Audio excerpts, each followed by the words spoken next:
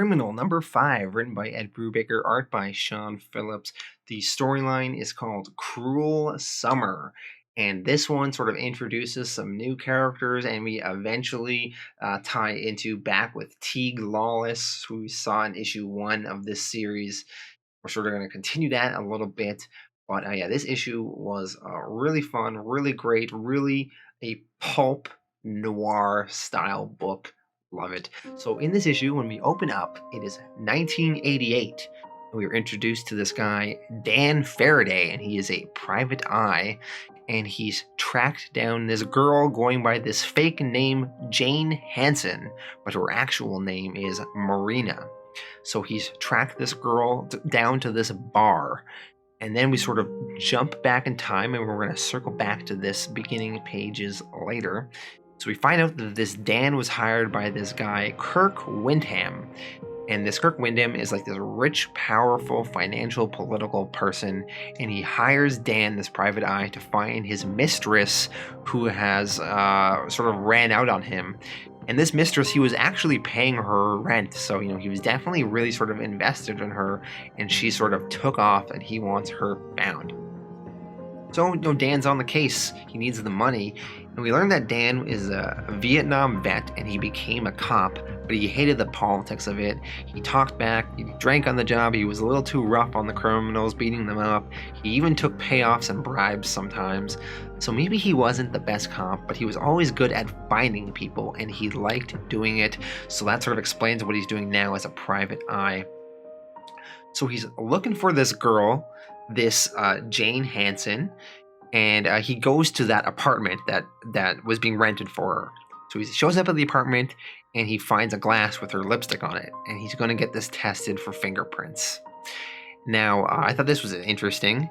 He goes to her phone, and he presses the redial button on it to see who the last person she phoned was. Turns out it was this taxi company. So he phones the taxi company, and he pays $50 to the dispatcher, and the dispatcher tells him that the girl asked to be driven to this fancy hotel downtown. So then Dan goes to the fancy hotel downtown. He pays a few people off there. It's not really getting the information he needs, but eventually finds this valet, and he says that this fancy red Porsche Roadster went missing and was stolen recently. So eventually, that Porsche was found 3 days later and 100 miles away. So Dan sort of tracked down where it was abandoned, and the Porsche was abandoned near 2 motels, so this girl must have gone to one of them. So Dan goes to these motels, and he slips $100 to the night manager, and the night manager sort of starts laughing, and he pulls out these sort of security tapes, and he apparently had these security cameras pointed at this window in one of the motel rooms. And in that videotape, we see that this girl was having sex on tape, and you can see it through the window. And we see that she was having sort of sex with this other guy. So, Dan pays the night manager some more money and gets the name of the guy on this sex tape and sort of like his information. So then he tracks down the guy on the sex tape, and he says that this Jane stole his car and his credit cards. And, Dan, the private eye, he's starting to be a little bit impressed by this girl's ability to be on the run and steal from all these guys. Like, he's starting to give her some props here that she continues to sort of elude all these people. So Dan tracks the stolen credit cards, which were, she stole from this guy from the sex tape. And he's able to sort of get closer to where she's staying now. He finds this hotel that she was at. He finds a pawn shop receipt in the garbage can in the hotel room. He goes to the pawn shop, finds this necklace, which apparently this girl stole and she sold. And the necklace was from that guy, Kirk Wyndham, and his wife, the guy who hired the private eye in the first place. Dan phones Wyndham and gives him an update, and this Wyndham guy wires Dan some money to buy this necklace back. Meanwhile, while Dan's, waiting for money to get this necklace back, gets a call from one of his friends who's at the crime lab who was testing these fingerprints from that lipstick glass that Dan found earlier. And there's a match, and it's apparently this girl, Marina Kelly. So this Jane Hansen is actually Marina Kelly. She was going under a fake name. And with this Marina Kelly, Dan's able to find all sorts of information about her. He learns that she was uh, in trouble with the law from when she was 14, for, shoplifting, assault, etc. He gets all her police records and he studies them and reads everything about this girl. Finally, we catch up to him at that bar where we started the beginning of this issue. He's finally tracked this girl down after, this crazy journey over the last few days. And he's questioning her.